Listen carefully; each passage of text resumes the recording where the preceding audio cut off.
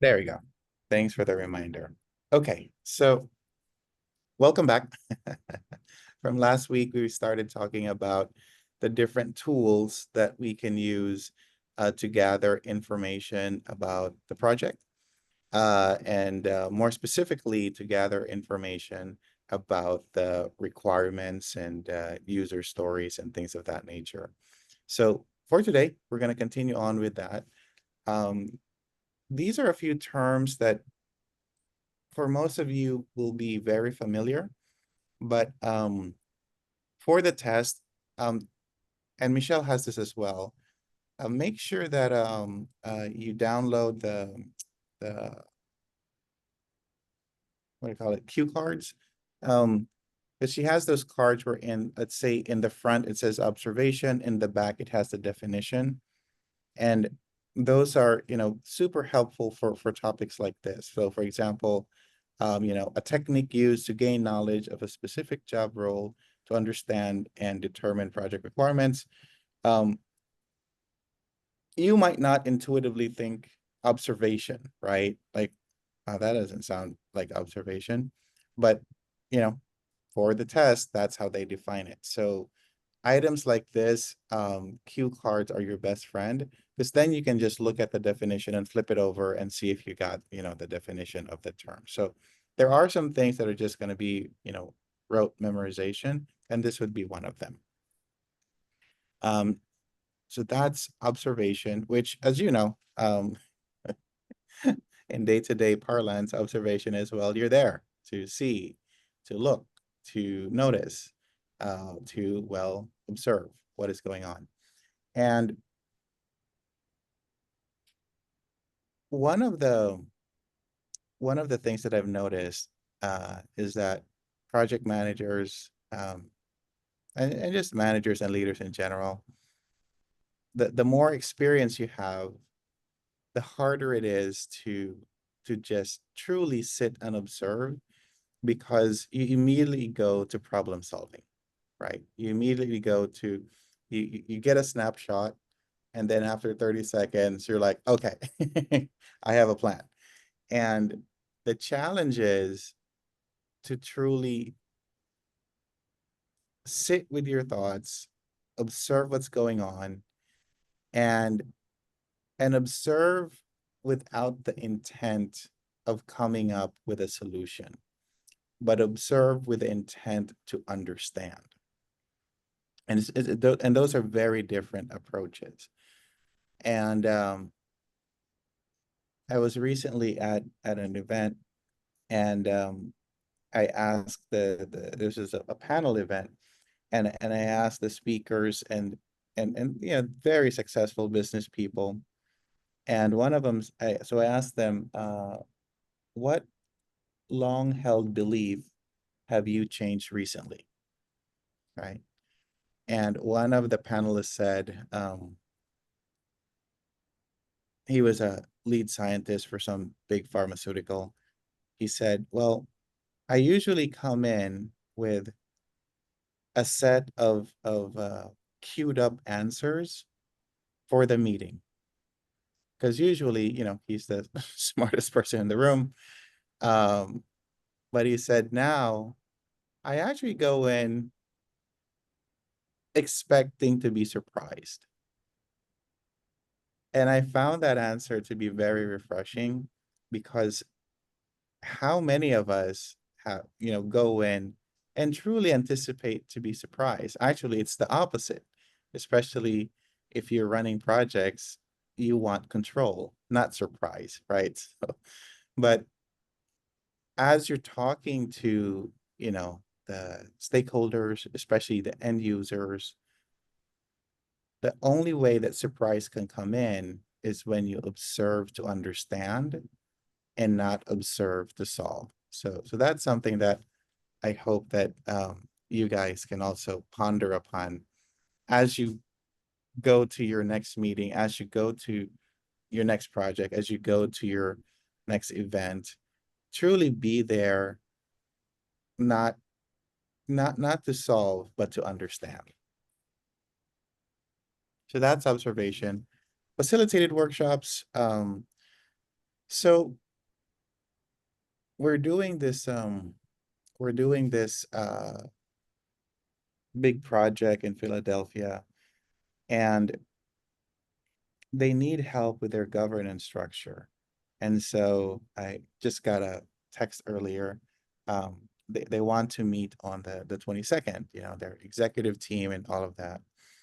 And I said, okay, I can help put together the agenda for the workshop, but for it to be truly successful, I need to get input from you guys.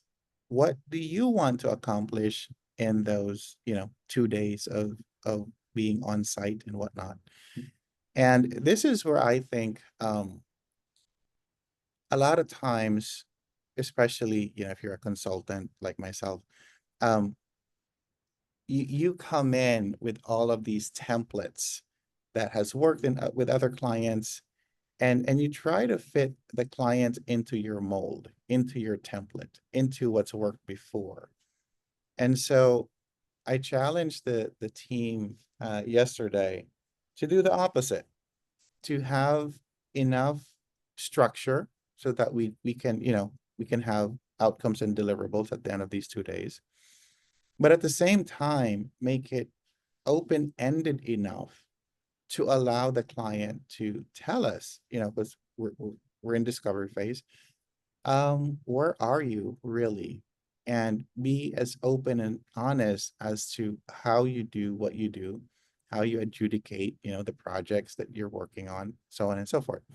So when you look at the definition, organized working session led by qualified facilitator, the qualified facilitator aspect of this is not just someone who can, follow the agenda, but also someone who can pivot if the conversation leads to something that is useful for that, deliverable. Then you can either dig deeper into the topic or go a little wider and look at other variables, or sometimes have the wherewithal to put the item on a parking lot. And so as a facilitator, one of your best tools is that parking lot, is that, if you're in person, it's that piece of paper on the wall where you say, Kenny, this is a very important topic. I don't think we're going to solve this today, but I don't want us to lose sight of it. We're going to put it on the parking lot here and we'll come back to it later, right? So having that as a tool allows you to continue with some of the topics that you can, figure out, work on for that day. So just remember that as you do your next workshop, that you don't need to answer everything that day. For the most part, a lot of times, you want to provide questions and insights for the stakeholders to ponder upon, so that the next time you meet, they hopefully have, better answers to these questions. So in my practice, this is something that I've evolved to do over the years. Is before I was super focused on just getting through the agenda, getting through topics, getting through all the deliverables. Now I'm more focused on, are we asking the right questions? Are we aligned with what either the department or the organization is trying to do? Where does this initiative, this project fit into that? And do we have the right stakeholders around the table?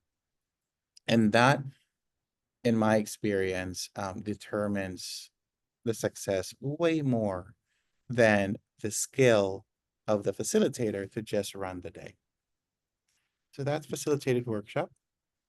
Let me love to get your thoughts as well. I know some of you guys have ran workshops and been a facilitator. Any thoughts, experiences, comments you guys had for workshops that work well, or didn't work well, either you were facilitating or you were part of the audience? I'd love to get your thoughts.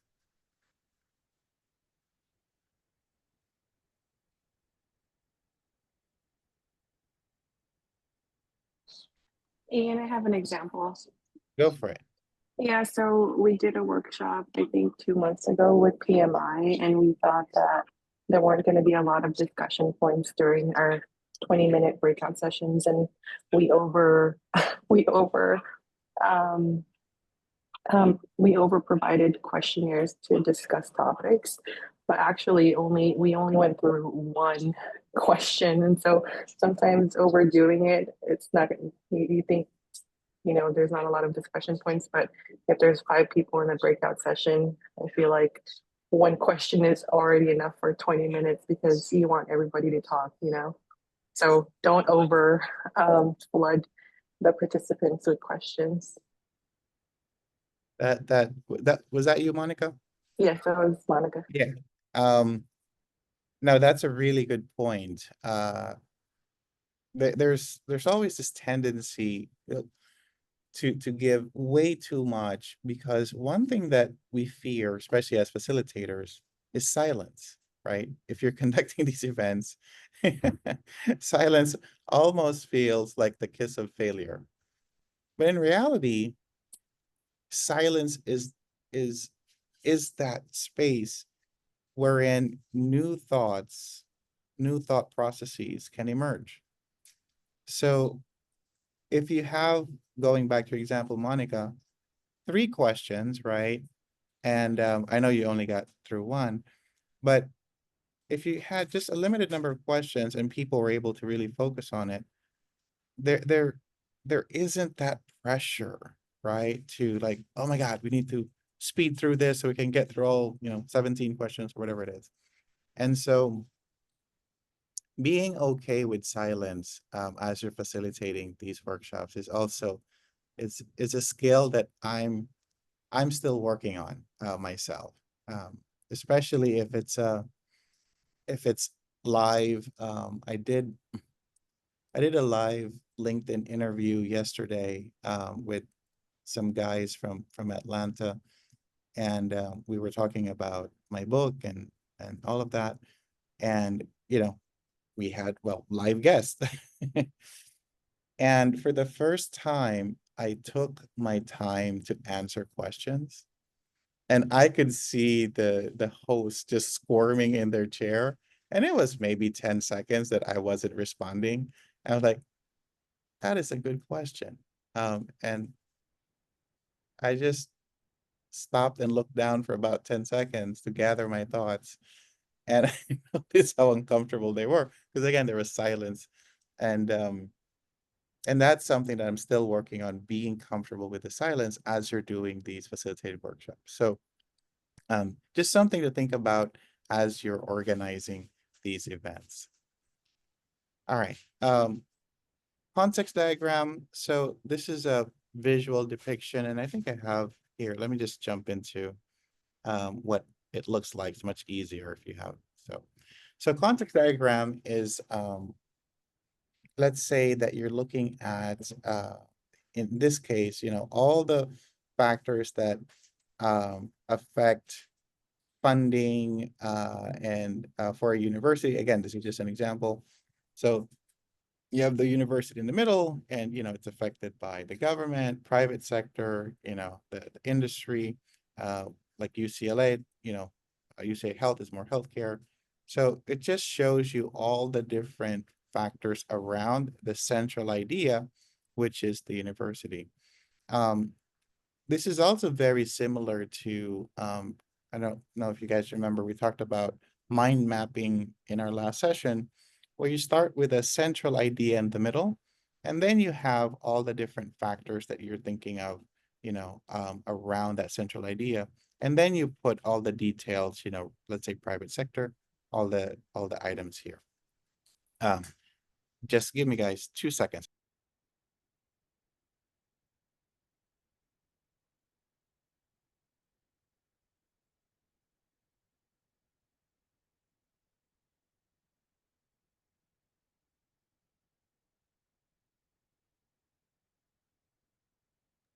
All right. So that's the context diagram. Pretty straightforward. The key here again is to not, if you're creating this beforehand, try to just put enough data to get the conversation going, but not too much that people aren't inclined to lean in and add their own thoughts. All right. So that's context diagram. Again, the biggest difference is you start here in the middle and you put all of the factors around it. For storyboarding, um, this usually starts on the left side, and here I have a here. So storyboarding, you usually start, on the left, and then the stories go around, kind of like comic books. And you start from left to right, up and down. So um, I find that storyboarding is very helpful, especially when you're trying to understand the user story, especially when you're trying to understand the problem that you're trying to solve, right? Um, there's so much that gets lost in business requirements, technical requirements. You can't really see or grasp what's what's the problem right now. What who's truly affected by the situation? And once we implement this, how would that look like? And for that, storyboarding is your best friend. And I don't know if you guys have seen like uh, YouTube videos or been in conferences when where there's a person that is doing storyboarding on the wall. It's a fascinating skill where people can start with illustrations, kind of capture the thoughts of people in the conferences. And I've seen that once or twice. I can't do it. It's fascinating. Some people can just on the spot start writing, drawing illustrations. It's fascinating to watch. But you don't have to be a good, illustrator to create good storyboards.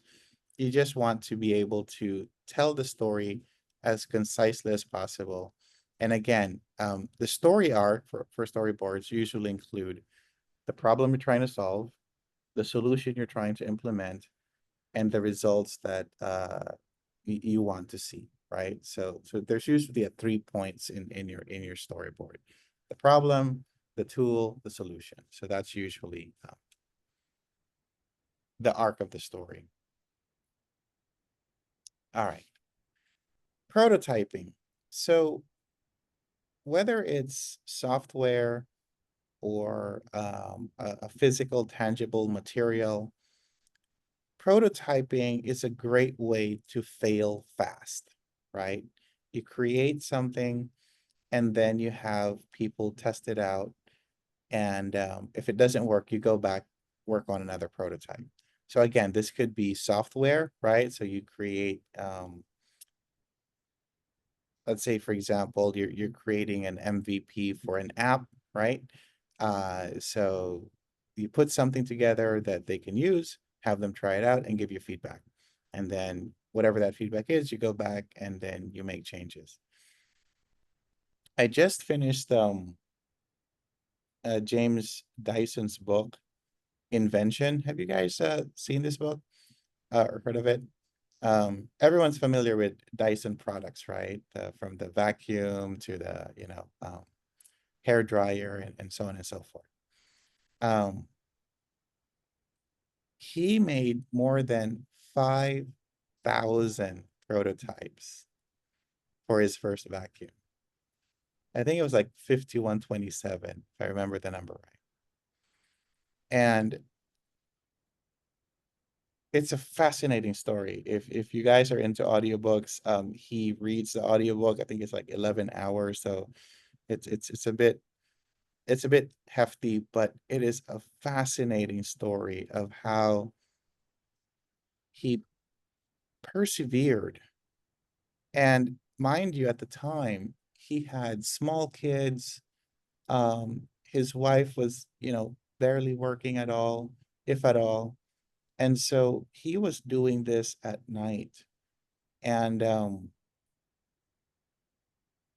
was just thinking to myself, if I'm at prototype 3,500, right?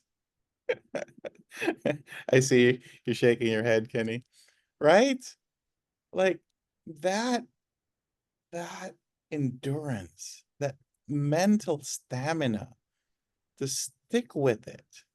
And, he doesn't know at what point it will work, but he just kept going.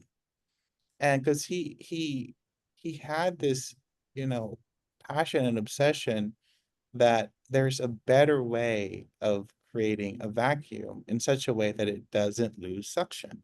That was his main thing. Like, why do vacuum cleaners lose suction? And also, he wanted to create a bagless vacuum, right? If you see a Dyson, there is no like bag sticking out. It suctions to the top, and then you just open the canister and dump it out. And so that's what he wanted to bring to the world. And so it's fascinating how some people can stick with an idea throughout all the setbacks and and just be open. Could you imagine like the amount of negative feedback you get to go through 5,000 iterations, right? Like you do it, doesn't work. And like, hey, Nikki, what do you think about this? Like, oh, the handle's too big. I'm like, all right, let me go back. Let me change that. Alicia, what do you think about this? It's too noisy. Okay, let me go back. Monica, what do you think about this? And just, 5,000 times and meticulously writing the notes for each and every prototype number, like why it didn't work. So if you want inspiration for prototyping, I highly recommend James Dyson's book, Invention. It goes through the power of doing this, you know, better than almost anyone else. Requirements documentation. So we're talking about how James was very meticulous. And, when you're creating anything, uh, how clean and neat you're capturing the requirements on paper is everything. Can you trace it back, right? Remember we talked last time about requirements traceability, you know, who put in this request, what do they want and what do they expect, right? So that's part of your requirements documentation. And the requirements need to be, and here's something that's key, measurable and testable. So if you're taking down notes, write down these two words. Requirements need to be measurable and testable. Because otherwise, how would you know if you met those requirements? So for going back to Dyson with the prototype, he was measuring it to like uh, smaller than the width of hair. It was, I forget how many microns he was measuring it. Like as he was capturing the dust particles, he was measuring the size. It is truly amazing what he was doing. And testing it, of course, is, you have all that dust and you go through with the vacuum and see how much of it you can capture. Um, Format can be simple, and I highly recommend that you make it as simple as possible. Um, Anyone here from FPG? Uh, there you go, Cinderella.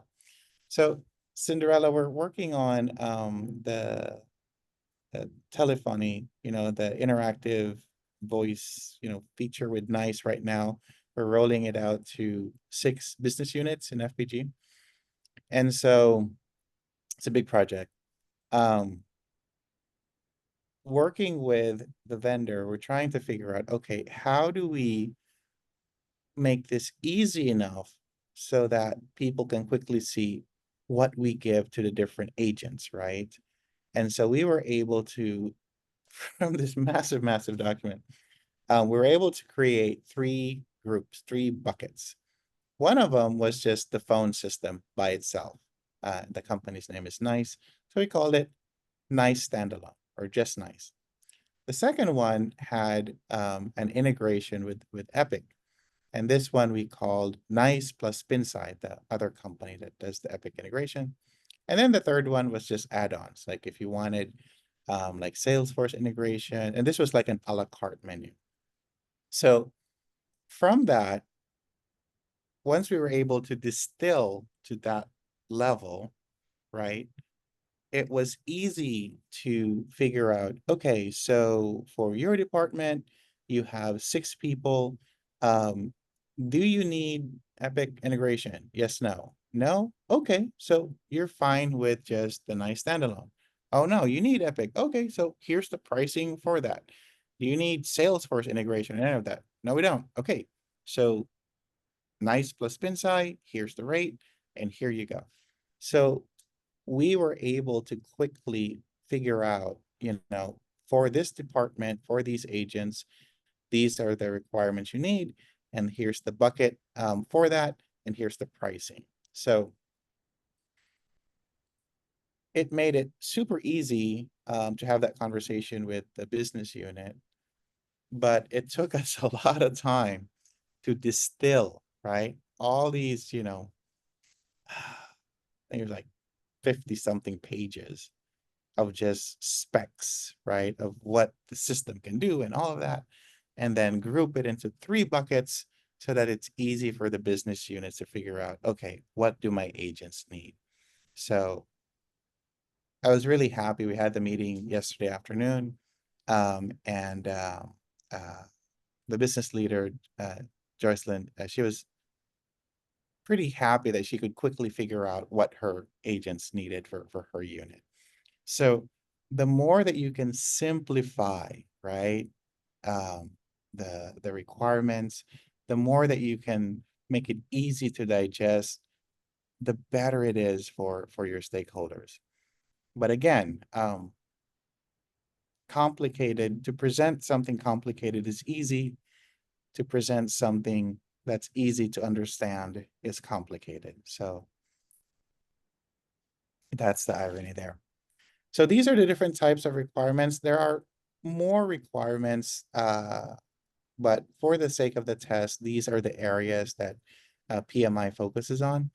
The first one is the business requirement. These are your higher level, needs that the business or operations, right, focuses on.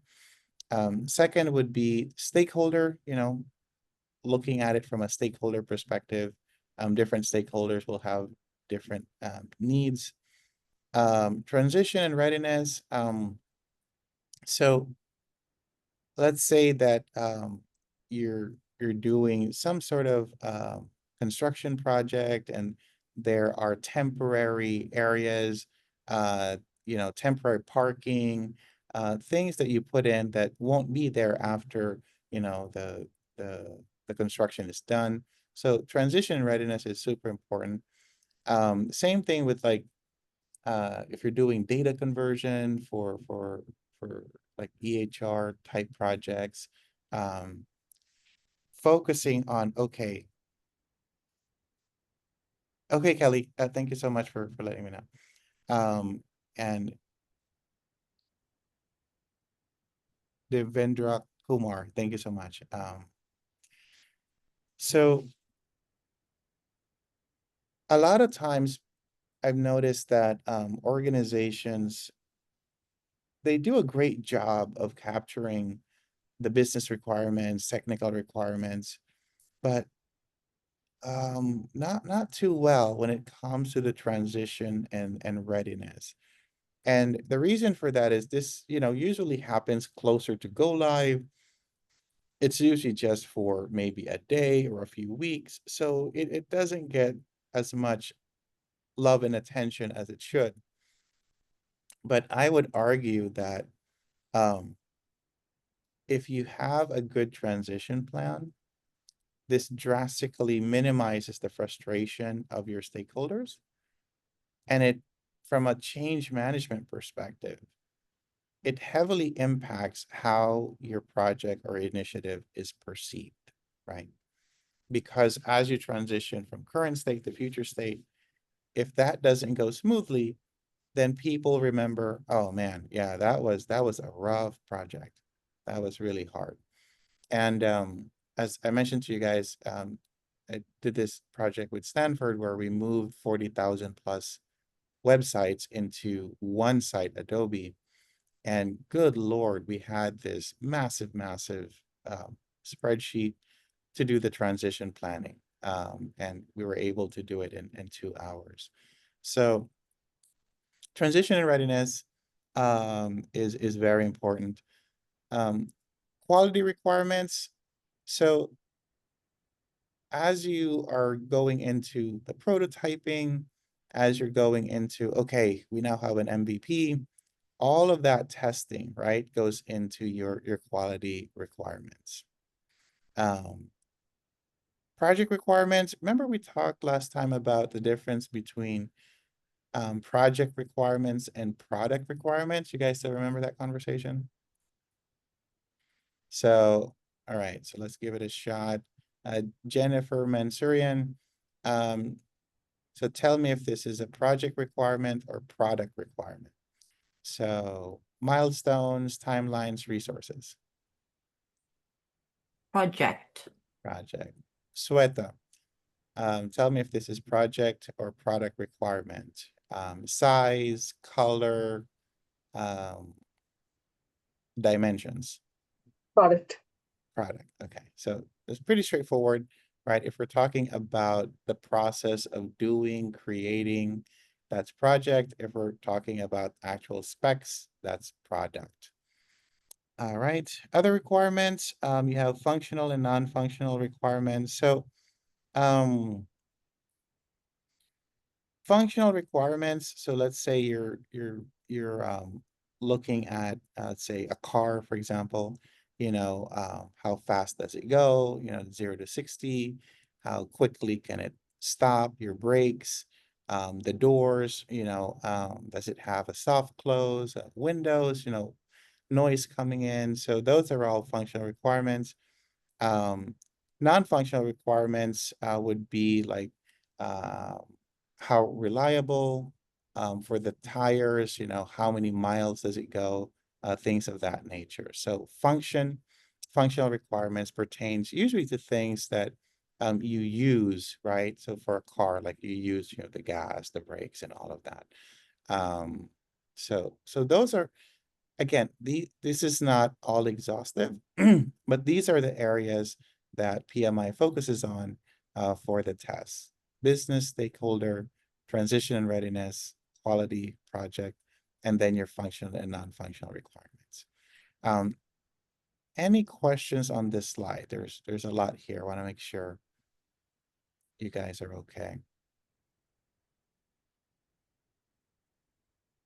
Good. Blink twice. All right. All right. Moving along.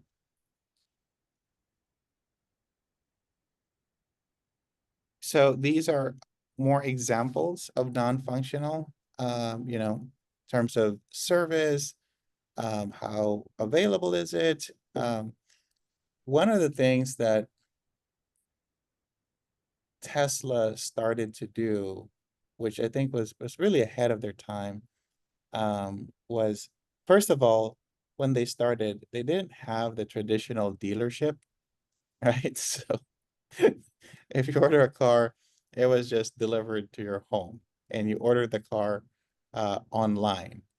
And since they didn't have the traditional dealerships, if you needed service, they also would either come to your house and fix it at your house, or they would, pick it up.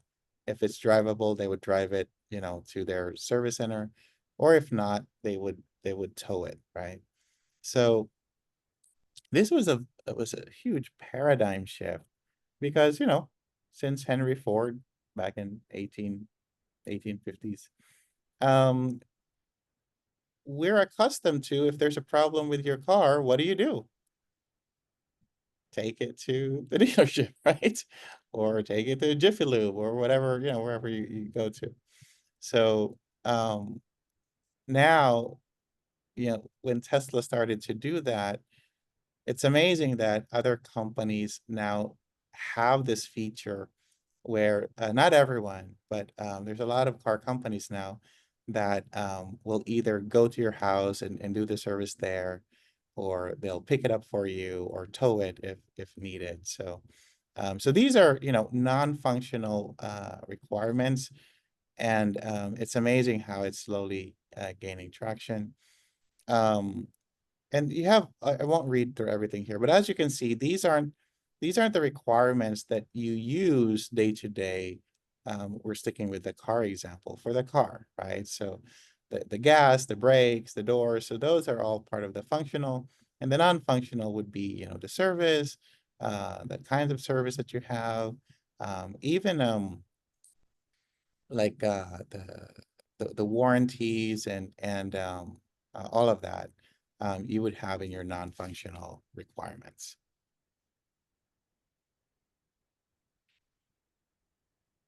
Now, you might think that non-functional requirements aren't a big deal, right? Because when you're buying something, what's your focus? The functional requirements. But I don't know if you guys remember, I think it was like early 2000s or maybe late 90s even, when the Korean cars were starting to show up and starting to compete with American and Japanese cars here in the US.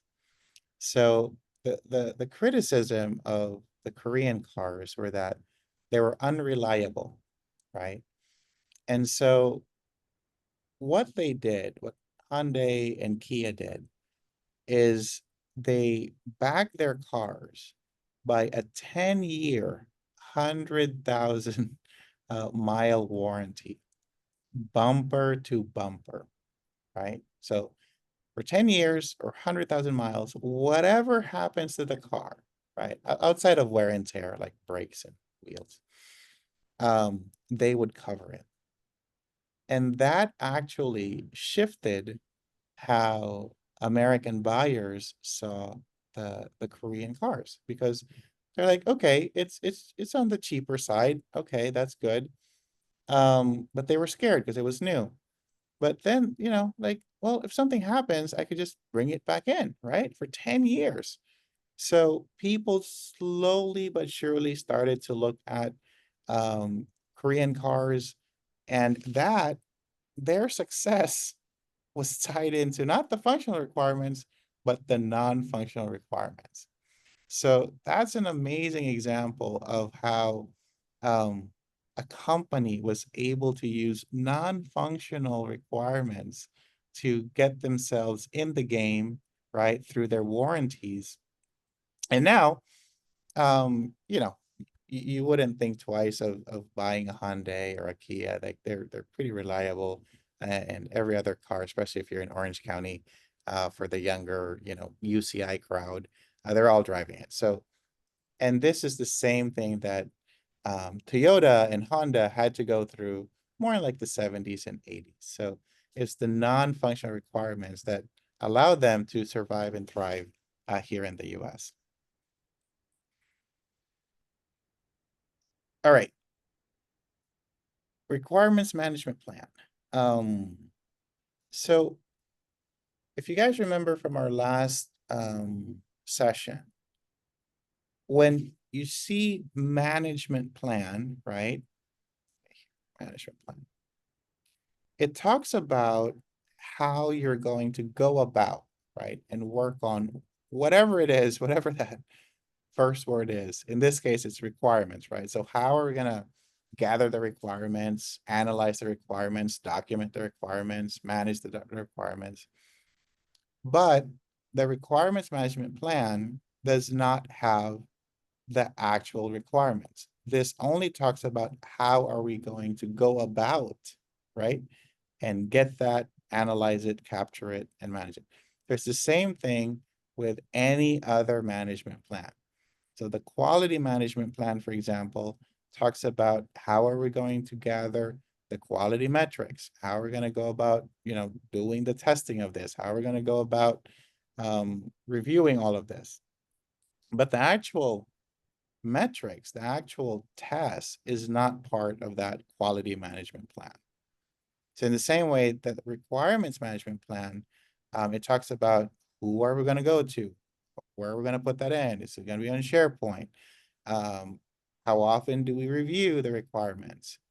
It captures all of that, but the actual requirements, right, is not in the requirements management plan.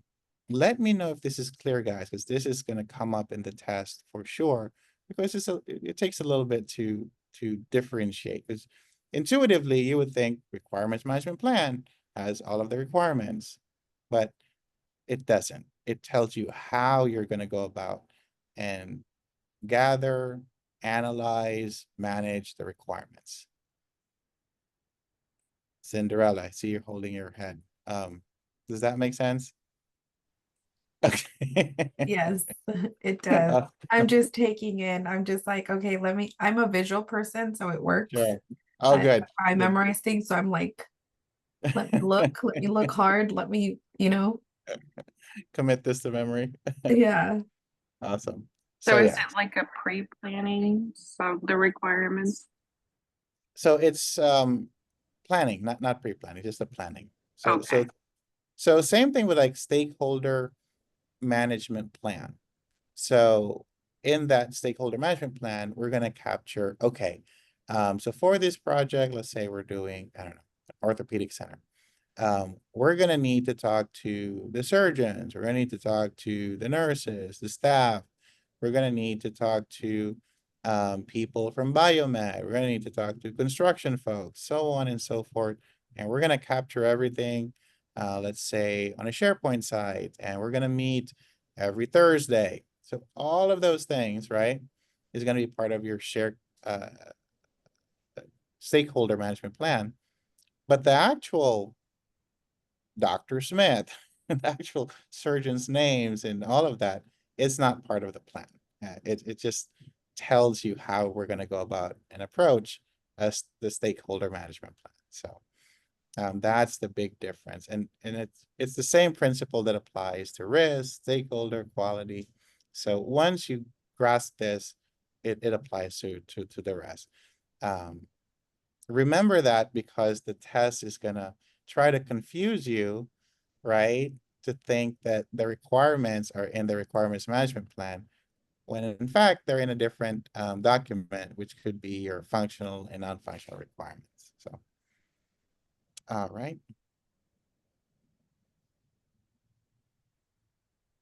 So here, you have, the version control, you have tracking, you have, who will authorize, prioritization criteria. Notice how none of this actually includes the specific requirements, right? So it doesn't have, like, again, if you're building a car, for example, it doesn't have like, it should go from 0 to 60 in 3 seconds or all of that. That's not here. It's just how are we going to go about and plan, track, report the information related to requirements. So last time we touched on the requirements traceability matrix, and here's an example of it, wherein, you have the project name, you have the requirements description, the business needs. One thing that I would add to this, which can't read it too well, is the requester. So you want to capture for the traceability who put in the request, right? So that whether you're able to include it in the next version or not, part of your job is to circle back, right? And let's say Nick put in a request for a requirement, like, hey, it would be super cool if let's just stick with the car analogy. If the car can actually have a drag coefficient of less than 2. Well, we got it to 2.2. So it would be really good if you circle back to Nick and say, hey, Nick, thanks for putting in the requirements. We tried our best to get to 2 or under, but we only got to 2.2. So Nick, as someone who put in that requirements request, how would you feel if after a few months, someone actually circled back and told you what happened with your request? Still there, Well, Nick? I mean, that's kind of what you would expect, right? If you put in a request, Right. then you would expect to get some feedback, Yep, one way or yep, the yep. other, but at least something. Exactly. This is an area, especially if you're doing a big project, where you have hundreds of stakeholders. A lot of times we aren't able to get back to people individually. But if you have the requirements, right? And then you put out a document that states, all right, guys, here's all the requests, and here's what we're able to do or accommodate for this go around. You can also share it, in a group email or something like that. But that, if you're able to do it individually, it's just an amazing feeling, because then you feel like, oh, my voice was heard, right? And even if you weren't able to accommodate, you took the time to try to accommodate it. So these small things that you do for your stakeholders means a lot. That extra step, that extra TLC of communicating back and saying, hey, Nick, sorry, weren't able to do it, but we have it in our product backlog. All right. Different tools that you can use for collecting project requirements. So, you can review the different plans, scope management, requirements, stakeholder, things like that. You can use tools like interview, focus groups, facilitated workshops, um, and however you get the information. Um, the most important thing is, well, how do you capture it, and then what do you do with it? For the test, I don't know if you guys still remember. Last week we talked about this.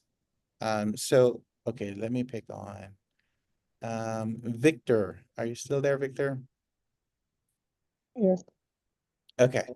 So Victor, tell me if this is a survey or a focus group, okay? Okay.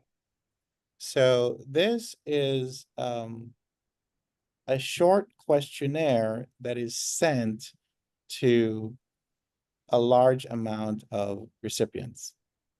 Is Survey. that it? Sorry. Okay, cool. Jennifer Ing, Hi. in your own words, what's the difference between a focus group and a facilitated workshop? Just in your own words.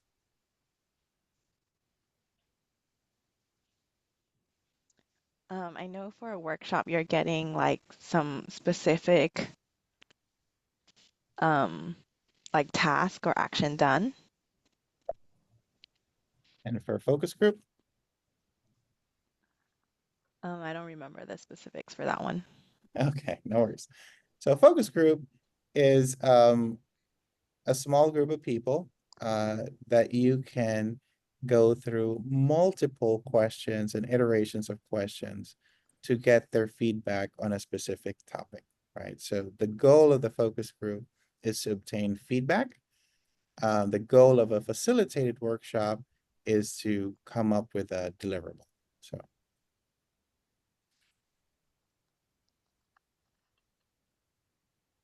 Jennifer. So let's Yes. try it one more time. The difference between focus group and facilitated workshop. Okay, focus group is for feedback, and you do so by um, asking like iterations of questions. And then a facilitated workshop is for determining a deliverable. Yeah, awesome. Perfect. On that note, it is 11:02. Let's go ahead and take a 10-minute bio break, and we'll come back at 11:12. Thank you, guys.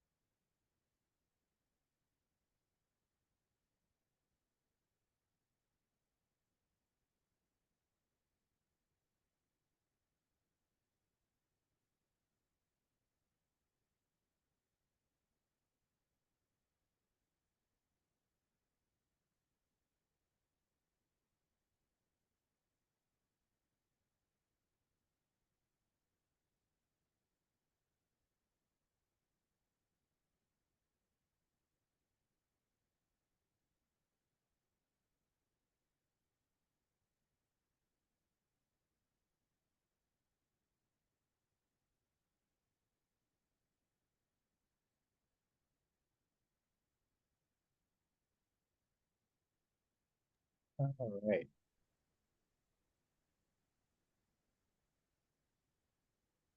So we'll finish up, um,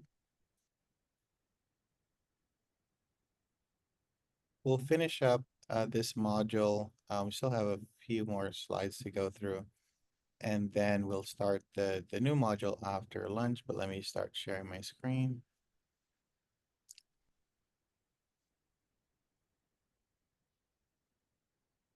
And let me know if you can see my screen. Yes. All right. So project scope statement, this is, well, it describes the scope, deliverables, assumptions, constraints of the project. One of the things that we don't really do a good job of is capturing assumptions. And I think that as we're going around the table talking to our stakeholders, um, asking them, what do you think about uh, the scope of the project, or even just the project in general? And if you allow for more open-ended questions, then you can start to get more of their assumptions and more of their perceived constraints. And, one of the things that is nice about project management is that we have a lot of structure, we have a lot of documents, we have a lot of forms, we have places to put in input, right? Now, if this isn't what you're used to day, um, it could sometimes be off-putting to people when you say, okay, tell me your assumptions around scope. You probably won't get any answers. So you have to word it in such a way that is accessible to your stakeholders, right? So instead of saying, what are your assumptions around the scope? You might say, hey, Alicia, so what do you think about the scope that we have here on the screen, right? Is there anything we're missing? Does this look about right? Is it too ambitious? Are we too conservative? So, right, so all those questions will allow you to get feedback from folks. And again, our job is to, in a lot of ways, be a translator for our stakeholders, right? If you're talking to technical folks and trying to communicate that to clinicians and operations, then you have to translate those technical requirements, right? And the same way, if you're talking to a clinician that has a request for the technical folks, you have to translate that into technical speak so that they can understand it. So when you're looking at project scope and you're trying to extrapolate, or not extrapolate, but extract assumptions and constraints, that's one of the ways that you can ask it so you can get more engagement from your stakeholders. Does that make sense? Awesome. So, so here's an example of a project scope statement. Don't need to copy it or anything. It's just, an artifact there for you. Scope tools and techniques. As I mentioned, as we go along, some of these ideas are now going to be redundant for you. Like expert judgment we talked about, product analysis we talked about, facilitation we discussed, multi-criteria decision analysis. This is where you have some sort of, ranking or weight to your decision. So let's say, for example, there are 5 things that you're including in your criteria, but let's say patient safety, is weighted 2 points. So anything that touches patient safety has more, weight to it as you analyze. So that's like an example of a multi-criteria. Alternatives analysis, we talked about this last time. This is when you say, okay, do we build it or do we buy it? That's an alternative, right? Build or buy. Do we use our existing resources or do we use consultants and contractors? So that's internal versus external. So that's the alternative analysis, looking at the choices at your disposal. Product analysis, the focus here is on the characteristics of the product itself, again, as opposed to project analysis, which focuses on the actual delivery of the product. So there are different things that you need to be familiar with for the test when it comes to product analysis. And if you're taking down notes, I want you guys to highlight a couple of things. So first off, as you can see here, there's value analysis and value engineering. Can you guys see that? Um, so for the test, to make things easy for you, anytime you see engineering, so value engineering, systems engineering, so these items are done in the early stage of the process. So you want to optimize the design early on. So that's value engineering and systems engineering. So just put in your notes, done early in the project. Value analysis and systems analysis are done later in the project. So what that does is it looks at, okay, let's actually examine what we've created and see if there's a more efficient way of doing this. So the value analysis and systems analysis is done later in the process to see if there's a better way of doing it, either more cost efficient or maybe you can do it with fewer steps. But in the beginning, if you just draw a line, in the beginning of product analysis, you have value engineering and systems engineering and the beginning, and then towards the end, you have value analysis and systems analysis. So cool. Hopefully that helps you remember the difference between the two. All right.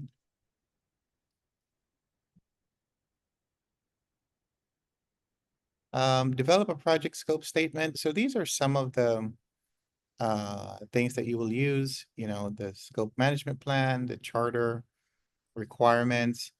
Again, for your scope statement, so there are two things that you need to be mindful of, both for the test and in real life. The first thing is, what are the items that are in scope? What are we doing, right? What's included? And the second part is, what are the things that are out of scope? What's not included? And you want to put equal focus on these two, because the frustration that your stakeholders will have is in expecting something that's in scope, but in reality, it's out of scope, right? That's always where your frustration will come from. So you need to articulate what are we doing and what are we not doing. And the second part, the out of scope, it could be you're not doing it, period, or you're not doing it for this phase, right? Maybe this is phase 1 and that's not included. Maybe we'll get to it in phase 3. But clearly articulating what is in scope and also what is out of scope. Okay, work breakdown structure. So the next few slides are purely for the test. In real life, you probably won't be doing a lot of code of accounts, and we'll go through that. But it's good to get familiar, and I hope in the next 10 minutes, you will understand what I'm talking about here. So a work breakdown structure is a way to break down, a big objective into smaller bits and pieces so it's easier to accomplish. So here's a visual representation of it. So you have, a big task, let's say, create um, an outpatient cancer center, right? And here, okay, so that's the one on top. And these are all the things that you need to do underneath that, right? So build the actual building, have, staffing and everything else that goes into it. So you want to break it down so it's easy to eventually accomplish. Now, there are specific words that I need you guys to be familiar with for the test. And the first one is what's called code of accounts. And again, these are just items that you need to memorize. So code of accounts is a numbering system that uniquely identifies each component of the WBS. That's code of accounts. And I have a visual here in a few more slides. And again, you don't need to write all of this down. Michelle has those cue cards that will help you as well. So this is just pure memorization. The next one is WBS Dictionary provides detailed delivery, detailed deliverable account. So this has all of the, and I'll show you in a minute, like all the numbering stuff. So here's an example of a WBS dictionary, right? So it could have like code of account identifier, like this is, so here's a project and these are the different components. 1 is define, 2 is measure. So everything under define is like 1.1, 1.2, 1.3. If it's measure, it's 2, so 2.1, 2. So the dictionary just captures all of this information, right? And it's very helpful when you're trying, especially for a really big project, when you're trying to figure out where is this related to, because again, this can get really big. You can only imagine, let's say, for SpaceX, you're building a rocket. You can only imagine how big that work breakdown structure will look like, right? In terms of, let's say, the turbines, in terms of the cooling, in terms of like these numbers can get like mind-blowingly large, right? So you need a really good WBS dictionary in order to figure out where does this roll up to, right? Especially when you're building things. And so you want to be able to know where does this component roll up to, right? And for the test, the process of breaking down, right? The process of breaking down something big like a scope into smaller, more manageable pieces is called decomposition. So for the test, please remember this. This is the technique of dividing or subdividing the scope deliverables into smaller, manageable pieces. That's called decomposition. So here's an example. So let's say value management system project. So needs assessment, current system audit. As you can see, right? So like 1, 1.1, and so on and so forth. So all of this numbering system, right? That's all part of your WBS dictionary. Does that make sense? So it allows you to quickly understand, okay, where is this a part of? So if you know the numbering system, then it makes it easy to track. A few more words that you need to remember. Control account.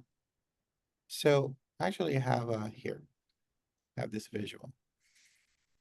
So I think this is easier to understand. Again, these are words that you probably won't ever use again, but for the test, you just have to be familiar with it. So starting from the top, you have the project name. And underneath, you have what's called a control account. And the definition is a management control point where scope, budget, costs are integrated and compared to earned value for, that's really hard to understand. Basically, it's an easy way to to pull together work that are similar. So let's say that this is a car and control account 1 pertains to everything about the car's doors. The paint of the door, the size of the door, the airbags in the door. So it's easy to, instead of trying to figure out, you know, let's say the airbags in the doors, right? Well, let's say that's part of the work package. Where does that roll up to? Oh, that eventually rolls up to this control account called door, or a control account called acceleration. So everything related to acceleration would be under this control account. So it's an easier, I should say, way to group things, to lump things, so that as you're getting an assignment, so for example, Kelly, I'm giving you, let's stick with the car example. I'm giving you an assignment about brake pads. I'm giving you assignment about brake discs. So you get a sense that, oh, okay, so all of this rolls up to, well, the control account called brakes. Does that make sense? So a control account is an easy way to communicate, right? What are these sub work packages and planning packages a part of? So that's easier to get an understanding of what are you working on this project, right? So you're not bogged down in just the details. So you'll think of control account as an easy way to package, right? The work that is being done that are related to each other. So as an example, all of the work related to the doors, that's one control account. Everything related to the brakes, one control account. We can say all of the windows in the car, that's one control account. And then you start breaking it down into the different areas. So here's another term for the test that you just have to remember. So there's two types of packages that you need to be familiar with. One is called planning package. So if you're writing things down, just put planning package does not have detailed schedule activity. Don't ask me why, but it's one of those things. Planning package does not have detailed schedule activity, and work package is the lowest level of the work breakdown structure. So as you're breaking down the work package is the lowest level. So going back to this guy right here, so notice how the work package, that's the bottom of this pyramid here. So here's an example of a work breakdown structure. Yeah, can I see that previous slide 84, please? Of course. I don't know why I didn't get to see it. Oh, got it. Fine, yeah. So it's the lowest level of the WBS. And this is where the cost and durations are estimated and managed. So notice how that's not included. Here, you don't have the scheduled activity. So a better way of understanding it is like this. So here's your project. Underneath is the control account. Underneath is the planning package. And underneath is the work package. So I think this is the easiest way to commit it to memory, and just draw this out: project name, control account, planning package, and work packages. And is a control account the same thing as a deliverable? No. So think of, so all of your deliverables are going to be in the work packages. So think of the control account as a grouping of deliverables. Okay. So like all the work packages related to the car's doors, for example. It's all going to be in control account. We'll call it doors. So, but the work package could be paint the door, put the airbags in the door, put the windows in the door, have the armrest in the door, right? So those are all your work packages. And above that, there's also like a planning package which could include different work packages. So I wouldn't try to, make too much sense of this, because really day to day, you're gonna be working on the task level or your work package level.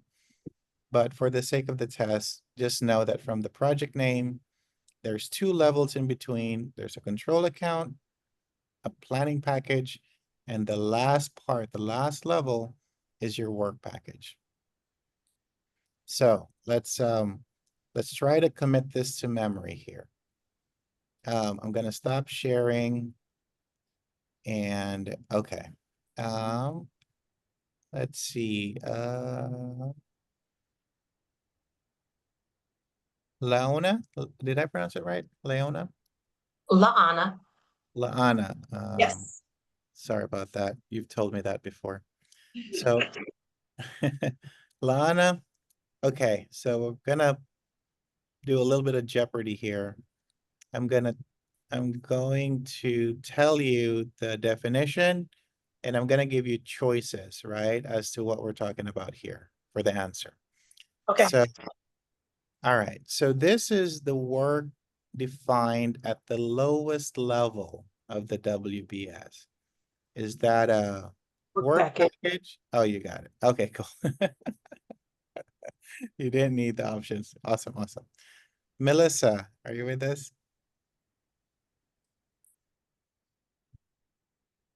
I am, but quite under the weather, so Oh, no worries. I'll make this easy for you. This is the level above the work package. Is it? the planning package? Yes. Yeah. Oh my God, you guys don't even need choices. All right. I think we can break early. Kidding. That's really good. Yes. Good job, Melissa. Jasmine. So this is the level that groups all the planning packages and work packages.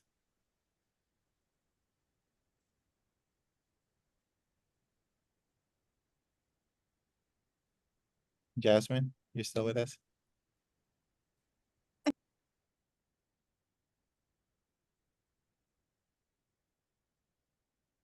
Jasmine? I think she's having audio issues. Let's go with Kyle. Is that the work breakdown structure?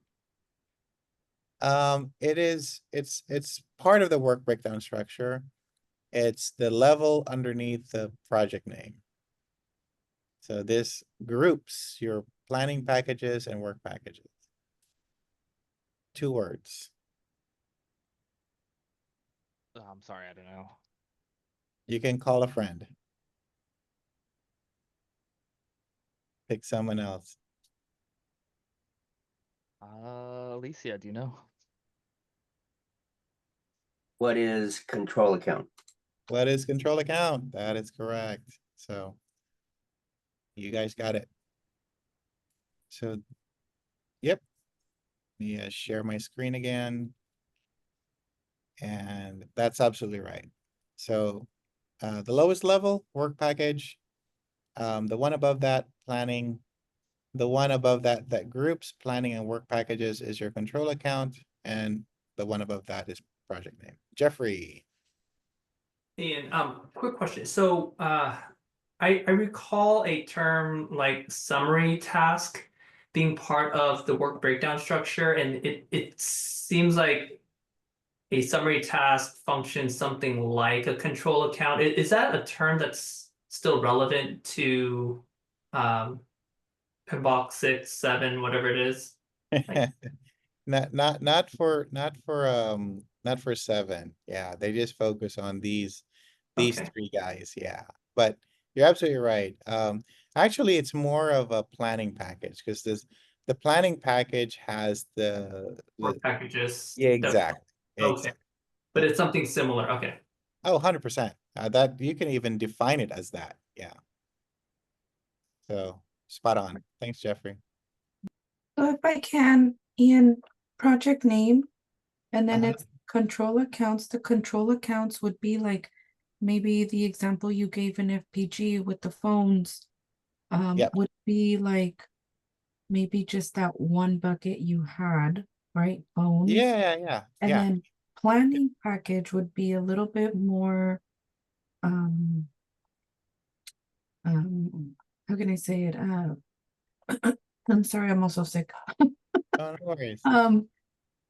Okay, It's like a summary, like more of a summary of the summary. work Okay. package. Yeah. Yeah, because you mentioned it doesn't have detailed scheduled activities. Nope. So I know that. Okay, so None. that makes sense. It's a summary. And Yep. then under that would be the more specific tasks. That's your work package. Yeah. So it has the cost and the duration. And this is actually what you assign to people. You assign the work package. Yeah. So do I think of each work package as like a different task, or can a work Absolutely. package have like a multiple tasks? No. So this is the lowest part of it. So in your work breakdown structure, the work package is the lowest part of the task. So Okay. yeah. Yeah, I think it's just confusing because it's called a package. Right. Yeah. It should be like work item. I think that would Right. be clear. Exactly. So I think they called it package because it has the cost, it has the duration, and you know, so but I think for purposes of explaining, especially since it's the lowest, just call it an item. But would you consider that to be the installation of the brake pad?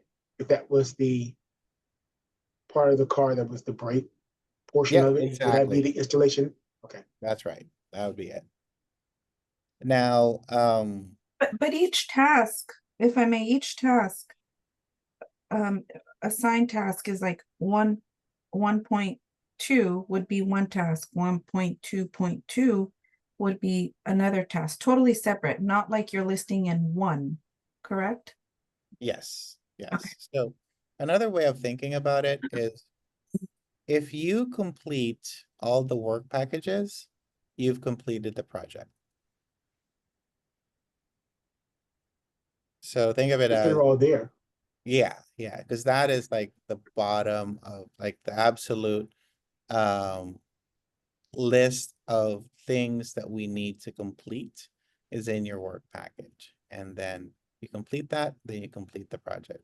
So the reason I think that PMI created, you know, like these planning packages, control accounts, because sometimes it's hard to figure out where the different work packages, because think of it like if you're in a manufacturing, like again, building a SpaceX, right? Like a rocket, there's probably, you know, tens of thousands of parts to a rocket. And this is an easy way to figure out, okay, where does this component roll up to, right? So that I think is where it's helpful. But for our purposes, like I've never used a control account personally. Let me see if I know that not sure if Mike is still around. I know in construction they use this a lot because it's a good way of capturing Sorry, I'm here, but I was typing and oh, no worries, Mike. I was just mentioning that I know that in like the government work and also in construction, they use things like control accounts, so that you can easily capture, for example, okay, so for everything related to the first floor or first story, that's in control account 1. And you can have like a control account for each of the floors, right? So it's easy to capture let's say you're working on control accounts 1, 2, and 3, then it's easy to see, oh, okay, so Jennifer, you're assigned to the first floor, second floor, and third floor, right? So that's a good use of control accounts. The government is pretty persnickety about using the work breakdown structure dictionary, and there are jobs that is all you do. It's fascinating where you maintain the work breakdown structure dictionary. Again, especially if you're working like in defense, you can imagine, all the components it takes to create a fighter jet, for example. And for construction, even more so. Like there's so much that goes into everything that needs to be built and created in construction that these packages, planning package, work package, control accounts, just helps you understand the work that's being done. So Well, I don't have much to add to that. You just gave a very complete and correct presentation. Just give a little bit of, I guess, some footnotes to the complexities of it. Some of either the government programs or construction programs, both are true. I've done both of them. In the very large projects, you have entire sub areas of your team that their entire job is maintaining those portions of your WBS or your accounting structure. So they maintain the tasks associated with it and then the costs associated with those tasks. And that's true on whether you're building a submarine, a fighter pilot, or a large industrial complex. What I've seen, you don't usually see it by floor. That's a little bit unusual, but you do often see it by public space versus triple net space or shared space versus space that's going to be leased out. That's fairly common. And then the lease space that you might be giving to tenants, you might break it up if it's a really large construction. That floors 1 through 10 or 2 through 10 is 1, and then 11 through 20 is number 2. And very often those types of constructions have multiple spaces, multiple buildings, parking structures, shared space, all that sort of stuff, and they'll break it up in those divisions as well. Thanks, Mike. Yeah. I could only imagine, and I know that your dad was an admiral in the Navy. The complexity of the work that goes into that. And what was it correct me if I'm wrong, Mike. I think he also worked with the nuclear reactors too, right? No, he didn't work with the reactors. His specific job when he was in the Navy many years ago is that he ran the ship that moved around the actual armed nuclear warheads. Oh my God. Back in those days, we didn't have armed nuclear warheads everywhere. They moved them around so that anyone who was tracking it wouldn't know where they were coming from.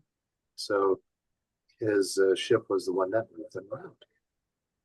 Good Lord. Wow. So I could only imagine the project plans that they had when you're trying to build, create, modify. Wow. I wonder which one is harder. The construction work or something like that. Well, I will tell you based on some experience here, the most difficult project on planet Earth from the complexity and tracking is building of a nuclear submarine. It is harder to do that than it is to build a rocket or a space station. Wow. Those are incredibly difficult projects.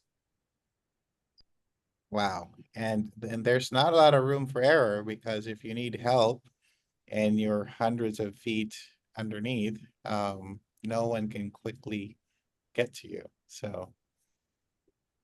So yeah, so if you guys are having a bad day, just remember you're not working on a nuclear submarine and hopefully you'll feel a little better. Yeah, I'm always amazed by people who do that type of work, and be it things that are like the skyscrapers or nuclear submarines, just factoring in altitude or depth is just fascinating. But same thing with your construction, Mike, the towers that you created, factoring in the wind, factoring in how the building should sway and all of that. Yeah, the footings based on the topography of the land that you're at, what the bedrock looks like, and how much moisture is in the soil. When I first started doing the work, I didn't even know that a hydraulic engineer for the specific moisture of the soil was a subspecialty within that. That you needed to have on every building over 10 stories. Like once you learn that, then realize how difficult their work is in that planning process and how precise they have to be. They're basically the people that give you the engineering specs to make sure your building stands. Then everyone else makes sure it stands with all kinds of conditions, storms and winds and earthquakes and whatever could happen. So they're amazingly interesting projects that take a lot of highly skilled people to pull together before you take a shovel to the ground to do anything, so that you know exactly what you're going to do. Jeffrey, you had a question? Yeah, fascinating hearing about the nuclear submarine. I mean, in that regard, when you have projects of that magnitude, do you typically find multiple project managers responsible for a control account? You know what I mean? Because I could imagine, each control account or whatever it is can get pretty complicated and nuanced, and even sizable for projects like that. So does that typically happen where you have multiple PMs working together? You would definitely have multiple PMs. You would have multiple program directors that roll up to a chief of the program. So there's a whole hierarchy structure, all of which would be responsible for different control accounts and different control WBS. So absolutely true. And for some of those systems, they break them pretty far down because of their complexity. Managing the nuclear reactor on the sub itself is multiple teams doing multiple work threads to make sure that it's installed and maintained correctly before it even gets to what's going to be the submarine eventually. So, I think relating that to UCLA, right? We just went through an entire program for West Valley, right? So the entire program was headed by a PM, and then there was multiple sub projects and multiple, so you can think of that very similarly, right? Exactly right, Nick. Exactly right. That's a good example, Nick. I like that. Yeah. So Yeah, Mike, would the master format for a construction project be equivalent to the control account? Close, but not exact. The control account would be actually one level down below that. There would be a higher kind of managerial structure that would be decomposed into the control accounts. Okay. Yeah. If your job description includes, if things go wrong, you can start a world war. That is if blows up in South China Sea, like good Lord. Yeah, there are a lot of jobs out there that the pressure goes beyond just what you're doing and the ramifications, and have a lot of respect for those types of jobs, and remember that when you're going through a hard day. Well, at least you're not starting a war if things go wrong. Geez. Probably good to have your assumptions listed out properly for projects like that. Assumptions include do not start war. Do not start war. Wow. Well, for the record, guys, this has been the most fascinating conversation I've had about work breakdown structure and control accounts. So thank you. All right. Thank you so much, Mike. So, all right, scope baseline. So, okay, so for the test, every time that you make a change, either to the scope, to the budget, to the resource, timeline, and once that request gets approved, that now becomes your baseline. That is now the approved version. So for the test, once you have an approved version, again, it could be cost, it could be schedule, whatever it is, that now is the basis for everything that you measure after. So let's say, for example, Jeffrey, our project was initially intended to be 6 months. And there was a change request to add 2 more months, and it got approved. So now your timeline, your schedule baseline is going to be 8 months. So if you finish the project in 8 months, that means that you finished on time. Does that make sense?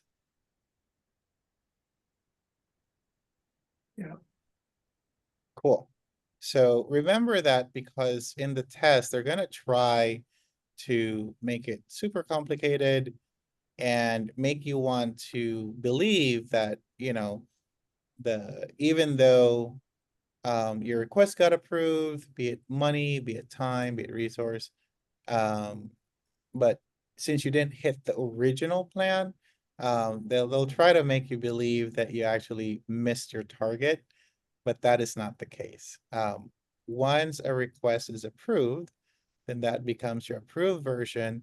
That becomes your baseline, by which all other comparisons are based upon. Does that make sense? It makes sense, but is there a term for just like the original baseline? The so baseline is in this context is used for an edited version.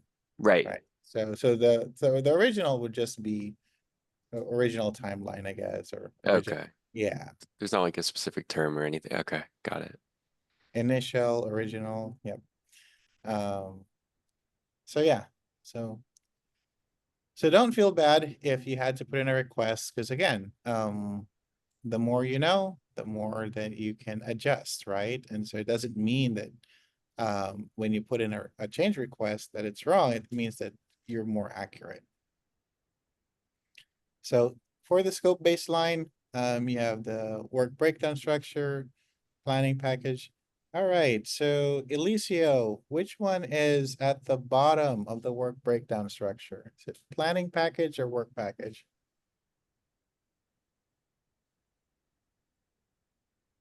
Sorry, my mouse was going crazy. Your work packages are at the bottom. There you go. Thank you so much. All right. We went over work. So what is the tool again? Chris, what's the tool that we use to break down either a project or initiative into smaller components? Work breakdown structure? The process of doing it. So Decomposition. decomposition. Yep. We talked about this last time. The product backlog is everything that we need to do, right? To complete.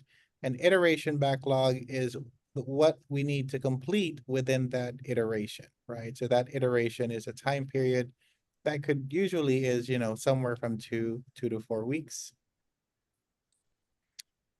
User stories we talked about, short description. And do you guys still remember the components of the user story we talked about last time? So the role, do you guys remember that? The goal and the benefit. Was it role and goal? Wait, Role, goal, and benefit. There you go. benefit. Yep. Role, goal, and benefit. Yeah, that's absolutely right.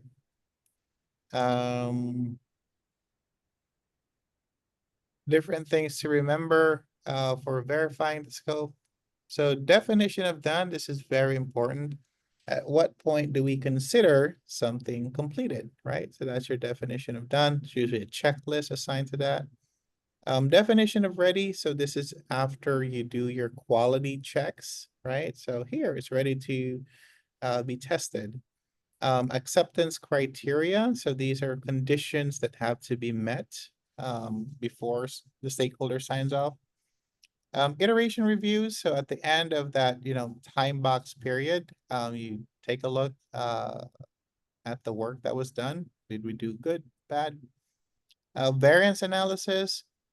This compares, so here we go, that word again, baseline, right? With the actual performance. So variance looks at the difference between baseline and actual performance. And again, the baseline is the latest approved version. So write that down. Baseline equals latest approved version. And trend analysis is looking at, are you trending up? Are you trending down? Especially in quality management, the trend is more important than any single data point, right? So any single data point is that it's just a snapshot in time. A trend looks at how are you doing over time, right? So are you gaining weight? Are you losing weight? Is the car going slower? Is the car going faster as you're making these changes? So that's your trend analysis. All right, so for these remaining slides, there's a lot of terms here that Michelle has in her trainings, because these are just it just wrote memorization. I just need to be familiar with it. So as you guys go through the sessions with her, you're gonna go through all the definitions here and also for 95. And we went through some of them ourselves, but these are just things that you need to like sit down and study. Good news.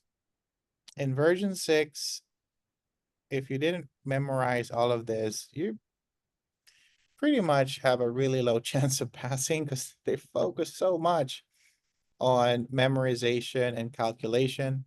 For version 7, it's now more of just remembering and understanding the context. So that's a good thing. But just know that we'll go through all of this with Michelle's sessions. All right. Project schedule. So very straightforward, has your project start date and finish date, right? And sequencing. You also have the relationships, right? Start, finish, start, all of those.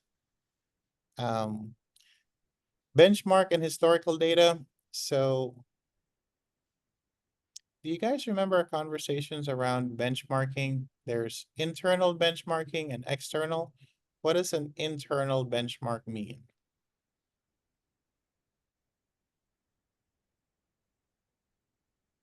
So internal is when you're comparing the results against your own previous results, right? So think about your personal best, right? If you're doing any types of sports.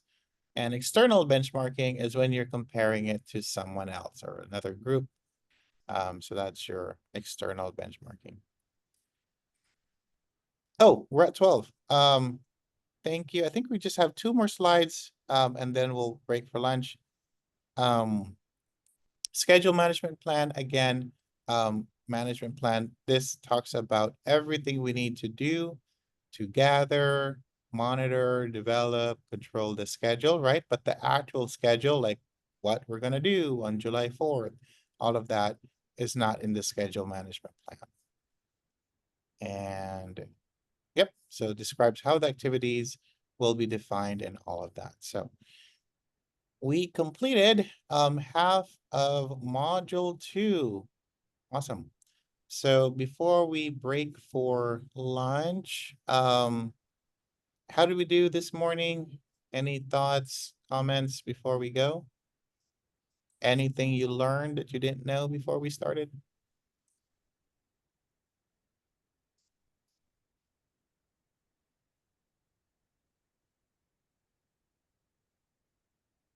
Yes, different levels of work, WBS.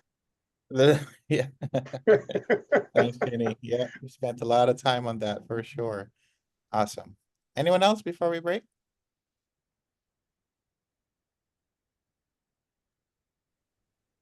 Learned about work packages being the lowest level of the WBS. There you go. Work package. Cool, cool, cool. All right, guys. So we'll pick up part 2 of module number 2 after the break. Thank you so much, and I'll see you in a couple of hours. Thank you. Thank Thank you. you. All right.